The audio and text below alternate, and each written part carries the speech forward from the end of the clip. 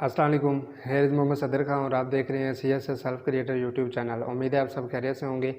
जी, जैसा कि last video में मैंने आपको बताया था कि वाई रिजेक्ट इन CSS एग्ज़ाम, जी उसकी रिजेक्शन की लिस्ट मैंने बताई थी। रिजेक्ट मैं हुआ था, लेकिन मुझे उम्मीद है कि आप इसमें मेरा साथ देंगे। उसको मैक्सिमम शेयर करें ताकि आप आने वाले वक्त में यानी कि अगर आप में से कोई भी यानी कि किसी के साथ भी ऐसा इशू बनता है तो उसको प्रॉपर तरीके से इस बारे में इंफॉर्मेशन होनी चाहिए जी, कि आपको रिजेक्ट जो है वो क्यों किया गया। अगर आपने वो वीडियो नहीं देखी तो आप ये वीडियो देख लें ताकि आपको इसमें तमाम तरह की इन्फॉर्मेशन मिल सकें। अगर आप CSS का एग्ज़ाम करने जा रहे हैं, CSS की तैयारी कर रहे हैं और एग्ज़ाम देने जा रहे हैं, नो डाउट आपकी फ़र्स्ट अटैम्प्ट ही है, आप इस वीडियो को ज़रूर देखिएगा। उसमें ये होगा कि आपके तमाम तरह की जो मिसअंडरस्टैंडिंग है हर तरह की जो है वो क्लियर हो जाएंगी। और आज की वीडियो में मैं आपको गाइडलाइन के बारे में बताने वाला हूँ। अब आप लोगों ने ये नहीं सोचना कि ये बंदा क्या हमें गाइड करेगा। मैं ऑब्वियसली यानी कि आपको अपनी तरफ से नहीं कर रहा, जो FPSC की रिकमेंडेशन है उसकी जो गाइडलाइन है उसके मुताबिक मैं आपको बता रहा हूँ। तो वो चलते हैं हम अपने टॉपिक पे और करते हैं स्टार्ट। जी, यहाँ पे आप देख सकते हैं हमारी जो ये रिकमेंडेशन है ये CSS के वाले से है। Guidelines for online application submission for competitive examination C 2021 है। जी, ये हमारी तमाम गाइडलाइंस हैं। इसमें क्या रिक्वायर कर रही हैं? It is in the interest of the applicants to study and observe the guidelines given in this document while applying online for competitive examination CSS 2021. The candidates are also advised to thoroughly study CSS competitive examination rules available on FPSC website. जी, rules के बारे में बता रहे हैं। Rules के बारे में ऑब्वियसली लास्ट वाले में मैंने अपन वीडियो को बताया था, उसमें मैंने आपको रूल्स भी बताए हैं और किस वजह से रिजेक्शन लिस्ट लगी है या रिजेक्शन के क्या इशू हुआ है, वो तमाम तरह की इन्फॉर्मेशन आपको मैं दोबारा से रिपीट कर रहा हूँ कि आप वो तमाम तरह की इन्फॉर्मेशन जो है वो ज़रूर देख लें ताकि आपको किसी भी तरह का मिसहैप ना हो। और दूसरा ये है कि हमारा टाइम जितना ही कीमती हो, ये हमारे लिए हाफ आवर जो है वो हमारे लिए यानी कि उस टाइम से ज़्यादा कीमती है। जी, तो आपने इस वीडियो को कंप्लीट देखना है। नो डाउट मैं आपको पढ़ के बता रहा हूँ, लेकिन इसमें कुछ ऐसी चीज़ें जो कि यानी कि यहाँ पे मेंशन नहीं है वो मैं आपको अच्छे तरीके से क्लियर साथ साथ कर दूँगा। जी, तो आपने इस वीडियो को कंप्लीट देखना है और मुझे उम्मीद है कि ये वीडियो आपके लिए हेल्पफुल रहेगी और आपके CSS एग्ज़ाम में आपके मावन में होगी। नो डाउट मैं आपको यानी कि CSS के हवाले से कंटेंट भी प्रोवाइड कर दूंगा, आपको लेक्चर भी प्रोवाइड कर दूंगा, हर तरह की यानी कि इसमें सपोर्ट कर दूंगा। इसमें नहीं यानी कि आने वाले लेक्चर्स में मैं आपको प्रोवाइड कर दूंगा, लेकिन इसमें इस वीडियो में आपको अगर मैं टॉप नहीं करवा सकता तो आपको फेल होने से भी मैं बचा सकता हूँ और आपको रिजेक्ट होने से भी बचा सकता हूँ। तो इसलिए आपने इस वीडियो को अच्छे तरीके से देखना है।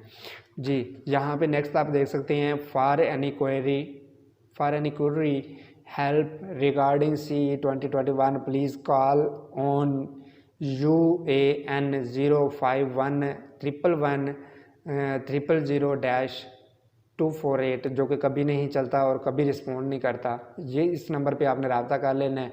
और email at fpsc@fpsc.government.pk वेबसाइट पे आपने Gmail डाल के छोड़ देनी है। उसका रिस्पॉन्ड आए या ना आए आपने बस इंतज़ार करना है और वक्त आने पे इंशाल्लाह आपको पता चल जाएगा कि ये बातें मैं आपको क्यों कर रहा हूँ, ये किस वजह से कर रहा हूँ।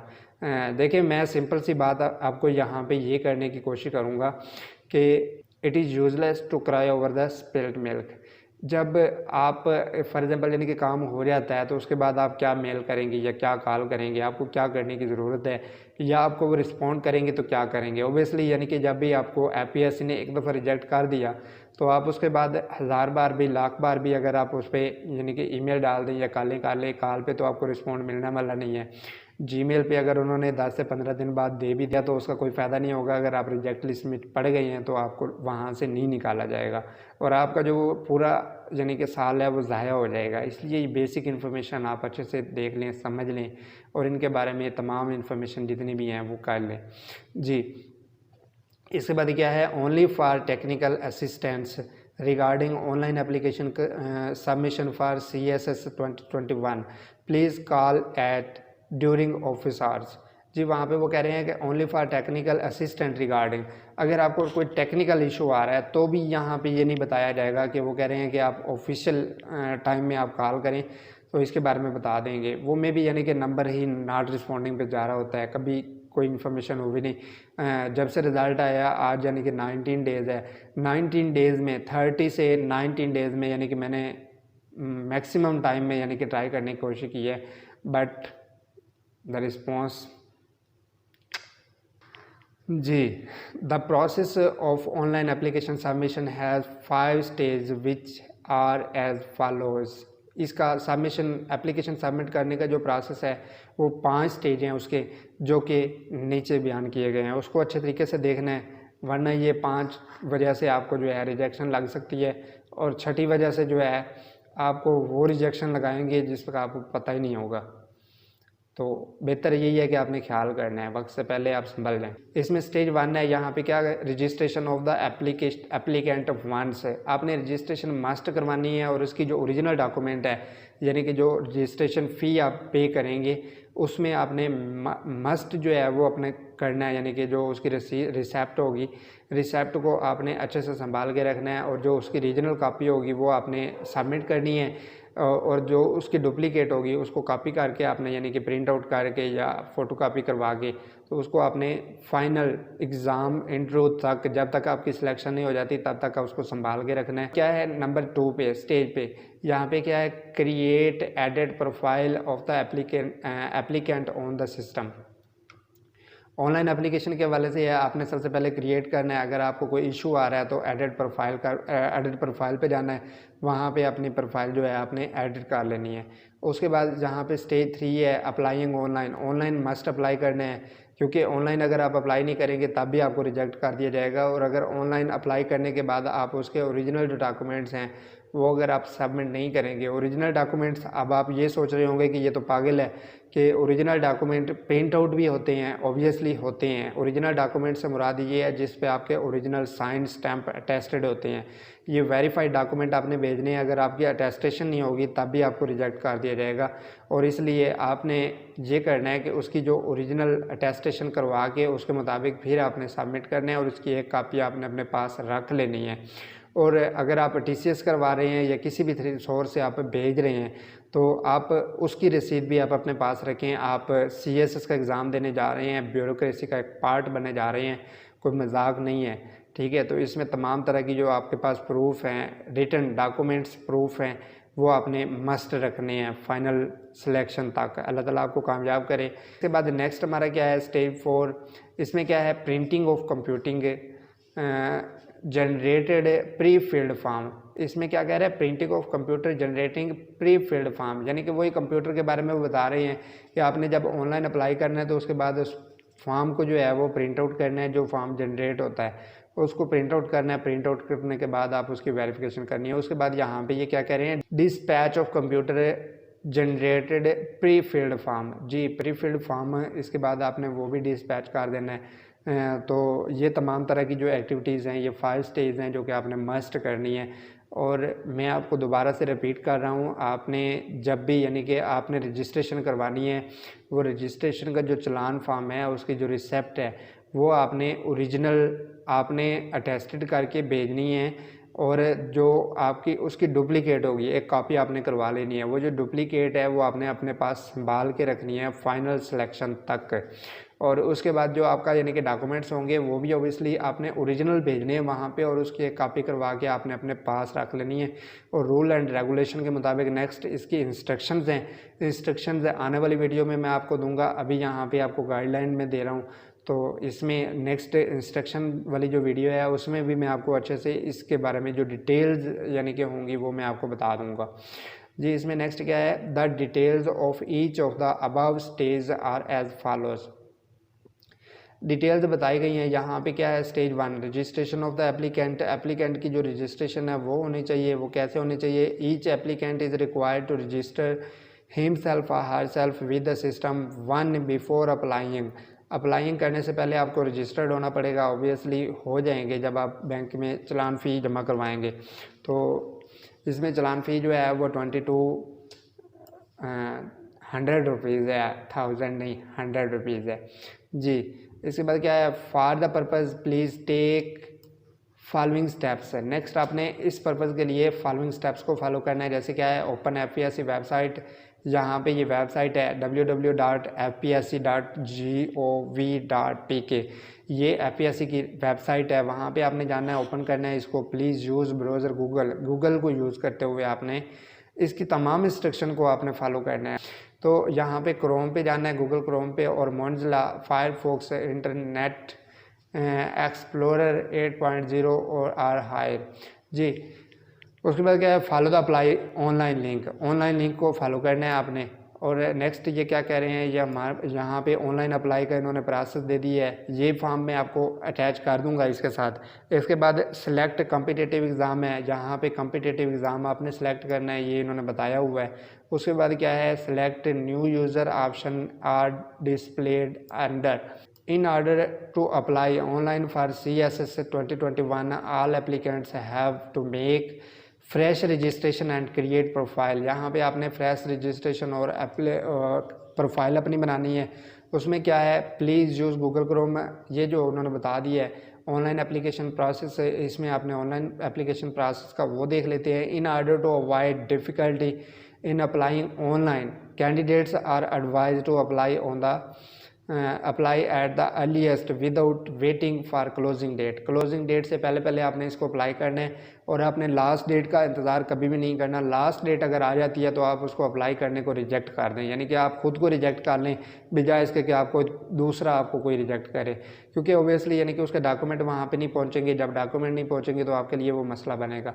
और डॉक्यूमेंट या फिर किसी भी तरह यानी कि आपका अप्लाई में इशू आ रहा है तो भी यानी कि इशू बन जाता है। ये लास्ट 2021 में भी ये इशू बना था। उसमें मेरे काफ़ी सारे यानी कि कोलीग्स थे जिन्होंने अप्लाई किया था, तो अप्लाई के दौरान यानी कि वो कर रहे थे तो लिंक डाउन हो गया, जिसकी वजह से वो अप्लाई नहीं कर सके। तो उन्होंने वापस जो है वो फ़ी नेक्स्ट डे जो है वो रिटर्न कर दी थी बैंक वालों ने। उनकी मेहरबानी है, वरना कॉमनली ये होता है कि वो फ़ीस भी वापस नहीं करते। तो इसके बाद आपने यानी कि इसमें ये देखना है, कम अज़ कम आप जो ड्यू डेट से 3 दिन पहले आपने अपने तमाम डॉक्यूमेंट्स अप्लाई करके आपने सेंड कर देने हैं। मिनिमम 3 डेज़ में 3 दिन से पहले आपने, जैसे यानी कि आपको ओबियसली यानी कि आपने सब्जेक्ट सिलेक्शन और ये तमाम जो एक्टिविटी होगी वो आपने फिलअप कर ली होगी, और ये तमाम सिलेक्शन भी कर ली होगी, सब्जेक्ट सिलेक्शन भी कर ली होगी, हर तरह की जो स्ट्रैटेजी है इसकी पूरी कर ली होगी। तो जैसे ही यानी कि अप्लाई करते हैं, जैसे कि यानी कि अभी तक नोटिफिकेशन नहीं हुआ, जैसे नोटिफिकेशन होता है वैसे यानी कि ये अक्टूबर के लास्ट वीक में होता है, मे बी यानी कि विद इन 2 और 3 डेज़ में हो जाए नोटिफिकेशन। तो जैसे ही नोटिफिकेशन होता है आपने पूरी अप्लाई कर देना है, तो विद इन 2 और 3 डेज़। इसमें नेक्स्ट जो 3 डेज़ होंगे उससे पहले आपने अप्लाई कर देना है, ताकि 3 दिन पहले आपकी तमाम जो उसकी हार्ड कापी है और ऑनलाइन अप्लाई है उसका सारा प्रोसेस जो है वो मुकम्मल हो जाए। और इसमें आपने वेरीफाई करवा के डॉक्यूमेंट्स भेजने हैं, उसकी जो ओरिजिनल कापी है वो आपने वहाँ पे भेजनी है, उसकी डुप्लीकेट कापी है वो आपने अपने पास रख लेनी है, रिसेप्शन की भी। और जो रजिस्ट्रेशन जो बैंक में आप रिसेप्ट यानी कि फ़ी पे करेंगे उसकी रिसेप्ट भी आपने ओरिजिनल भेजनी है PSC में, और उसकी कॉपी जो है वो आपने रखनी है। ये मैं ऑलरेडी आपको 3 मरतबा रिपीट कर चुका हूँ, लेकिन चौथी मरतबा मैं फिर आपको रिपीट कर रहा हूँ। तो इसके बाद आपने यहाँ पे लॉगिन बनानी है, यहाँ पे न्यूज़ यूज़र बनाना है, और ये तमाम तरह की जो इन्फॉर्मेशन है ये आपने फिल कर लेनी है। यहाँ पे आपका पासवर्ड आ जाएगा, candidate full name, login password, confirm password, email address और कंप्यूटराइज CNSE नंबर यहाँ पे आपने मेंशन कर लेना है। उसके बाद ये कैप्चा है ये आपने फिल कर लेना है, फिर यहाँ पे सबमिट कर देना है। तो यहाँ पे आपका full name, candidate full name as per matric certificate के मुताबिक आपने जो है अपना नाम रखना है, वरना फिर भी आपका रिजेक्ट हो जाएगा। तो इस चीज़ का भी आपने ख्याल रखना है, यानी कि किसी भी तरह की आपने जो है वो मिसहैप जो है वो नहीं करना। तो ये बेसिक सी इन्फॉर्मेशन थी जो कि मैंने आपको दे दी है। अब ये जो स्ट्रक्चर है मैं आपको इसमें कर दूंगा, यानी कि अपना इसकी डिस्क्रिप्शन में, इस वीडियो के डिस्क्रिप्शन में मैं ये अटैच कर देता हूँ ये लिस्ट। तो आपने ये लिस्ट के मुताबिक आपने ये तमाम जो अप्लाई जो भी करना है, जब भी करना है, चाहे आपने खुद करना है, चाहे आप किसी कंप्यूटर शॉप से करवाते हैं या किसी भी तरह के, मैक्सिमम ये होता है कि कंप्यूटर शॉप पे आप यानी कि डॉक्यूमेंट सबमिट कर देते हैं कि जी CSS पे अप्लाई कर दें। CSS पे उनको जितनी समझ होती है वो उसके मुताबिक अप्लाई कर देते हैं, और जब अप्लाई करते हैं तो फाइनल रिज़ल्ट में तो हमारे इशू आना होता है, वो तो अपनी फ़ी चार्ज करके अप्लाई, आपके पास मैसेज आ जाता है तो ओके हो जाता है। आपकी अगर इन्फॉर्मेशन कम भी है तो भी आपके पास मैसेज आ जाएगा जैसे यानी कि उनका चालान सबमिट होगा। तो इसलिए मेरी आपसे रिक्वेस्ट ये है कि आप जब भी CSS के हवाले से अप्लाई करें तो आपने उसके पास बैठ के या ख़ुद से अप्लाई कर लें, इसमें कोई प्रोसेस वाला इशू नहीं है। गूगल सबके पास है, नेट सबके पास है, मैक्सिमम मोबाइल लोगों के पास हैं, यूज़ कर रहे हैं। तो वो डॉक्यूमेंट आप स्कैन करके उसके मुताबिक वो रख लें और उसके मुताबिक जो है आप अप्लाई कर दें। प्रॉपर अप्लाई करने के बाद आप उसमें यानी कि इसमें कर सकते हैं। और बेशक प्रिंट आउट जो है वो आप किसी भी यानी कि कंप्यूटर वाली शॉप से आप ले सकते हैं अगर आपके पास अपना प्रिंटर अवेलेबल नहीं होता। तो वैसे जो CSS कर रहा होता है, क्योंकि उसको नोट्स की डेली बेसिस पे ज़रूरत पड़ती है, तो उसके पास प्रिंटर होता है। तो मैंने भी CSS की वजह से ही लिया था। तो आपके पास भी होना चाहिए, ये सर्विस होनी चाहिए जी। तो ये आपकी बेसिक से इन्फॉर्मेशन है। उसके बाद आपने यानी कि अप्लाई कर लेना है इस स्ट्रेटजी के मुताबिक। और अगर आपने किसी कंप्यूटर शॉप पे भी जाना है तो वहाँ पे भी आपने इन इन्फॉर्मेशन को साथ लेके बैठना है। आप रोटेट करते जाएँ, उनको बताते जाएँ कि भाई ये ऐसे ऐसे करना है। अगर वो आपको किसी भी तरह से कहता है कि जी मुझे पता है, तो आप कहना हमें पता है, आप प्रोफेशनल हैं, लेकिन हम यानी कि रिजेक्शन का जो है वो सामना नहीं कर सकते। तो इसलिए मेहरबानी करें, जैसे हम कह रहे हैं वैसे आप कर लें। तो उनको बेशक यानी कि अप्लाई करने के चार्जेस जो हैं वो 100-200 रुपये ज़्यादा दे दें, उससे कोई फ़र्क नहीं पड़ेगा, लेकिन जो आपका टाइम है वो सेव हो जाएगा जी। तो आने वाली वीडियो जो होगी वो हमारी इंस्ट्रक्शन पे होगी कि हमें कौन कौन से इंस्ट्रक्शन के मुताबिक जो है वो इसमें करना है। गाइडलाइन इसमें मैंने अप्लाई करने का प्रोसेस मुकम्मल बता दिया है। तो उम्मीद है कि ये वीडियो आपके लिए हेल्पफुल रहेगी। आने वाले लेक्चर्स में इंशाल्लाह मैं आपको अच्छी से अच्छा कंटेंट प्रोवाइड करूंगा। पहले मैं आपको कंटेंट जो प्रोवाइड कर रहा था वो उस CSS डाटा से रिलेटेड था, यानी कि मैं आपको कंटेंट प्रोवाइड करने की कोशिश कर रहा था। लेकिन अब जो है इसके लेक्चर्स इंशाल्लाह डे बाई डे हम करने की कोशिश करेंगे। और मेरे जो सब्जेक्ट हैं वो मैं आपको क्लियर कर देता हूँ। इंटरनेशनल लॉ, रिलेशन, उसके बाद public administration, gender study, Punjabi, ये हमारे यानी कि 5 सब्जेक्ट थे मेरे जो सिलेक्शन के मुताबिक थे। अगर आपको किसी भी तरह की हेल्प की ज़रूरत है तो मैं हाज़िर हूँ, और इसमें आपको किसी भी तरह की परेशान होने की ज़रूरत नहीं है। और आपको मैं इंशाल्लाह वीडियो लेक्चर भी एज़ सोन एज़ पॉसिबल प्रोवाइड कर दूँगा।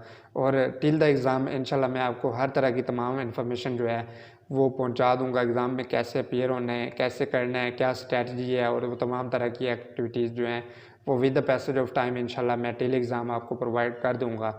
और अगर आप मुनासिब समझते हैं तो इस चैनल को सब्सक्राइब कर लें, लाइक करें, शेयर करें, ताकि मैक्सिमम लोगों को फ़ायदा हो सके। और ये एक सदका जारिया है। कुछ लोग ये समझते हैं कि हम कंपटीशन एग्ज़ाम में जा रहे हैं तो इसमें अगर हम शेयर करेंगे तो हमें तकलीफ़ होगी, जब वो हमसे बढ़ जाएगा। तो ऐसा नहीं है। अगर आपकी सोच अच्छी है तो आप कभी भी यानी कि पीछे नहीं रह सकते। और अगर आप पीछे रहते हैं तो शायद आपके लिए इससे कुछ अच्छा आपके लिए सिलेक्ट कर दिया गया है, क्योंकि जो सिलेक्शन करनी होती है वो ऊपर वाली ज़ात ने करनी होती है, अल्लाह ताला ने करनी होती है। और जहाँ पे आपकी ज़रूरत होती है वहाँ पे आपको एडजस्ट कर दिया जाता है। बस ज़रूरत इस बात की है कि आपने सोच समझ के चलना है, और कभी भी यानी कि नेगेटिविटी वाली साइड पे नहीं जाना। नेगेटिव नहीं सोचना कि ये बंदा, मैं अगर इसको बता दूंगा तो ये आगे चला जाएगा या इसका मसला। तो एनी हो, यानी कि किसी तरह की भी इन्फॉर्मेशन होती है आप शेयर कर दिया करें। ये एक सदका जारिया होता है, और इसका अजर जो है वो अल्लाह ताला की ज़ात ज़रूर देती है। अल्लाह ताला जो है वो वाहिद गफूर रहीम है। और अगर आप इस चीज़ पे आपको कभी यकीन है कि अल्लाह ताला ही हमारा हाकिम है और वही हमें जो है यानी कि जिस हाल में रखना चाहे वो रख सकता है, और आप इस बात पे यकीन रखते हैं, चाहे आप यानी कि किसी भी कैटेगरी में हैं, तो अगर आपको इस बात पे यकीन है तो आप ज़रूर इस मैसेज को शेयर करेंगे, अपने दोस्तों के साथ शेयर करेंगे, और उन लोगों तक ज़रूर पहुंचाएंगे जिनको इस चीज़ की ज़रूरत है। ऑब्वियसली जब एक बंदा यानी कि इतनी ज़्यादा मेहनत करने के बाद जब फाइनली रिजेक्शन पे जाता है तो उसको जितना दुख होता है उस चीज़ को मैं अच्छे तरीके से समझ सकता हूँ। और आपने मेरे लिए भी दुआ करनी है ताकि आने वाले जो नेक्स्ट ईयर है उसमें कोई रिजेक्शन का या इस तरह का नहीं हो, कोई भी इशू जो है वो ना लगे, और अल्लाह ताला जो है हम सबको कामयाब करे। तो मिलते हैं नेक्स्ट वीडियो में, अपना ख्याल रखिएगा। Thank you for watching. अल्लाह हाफिज़।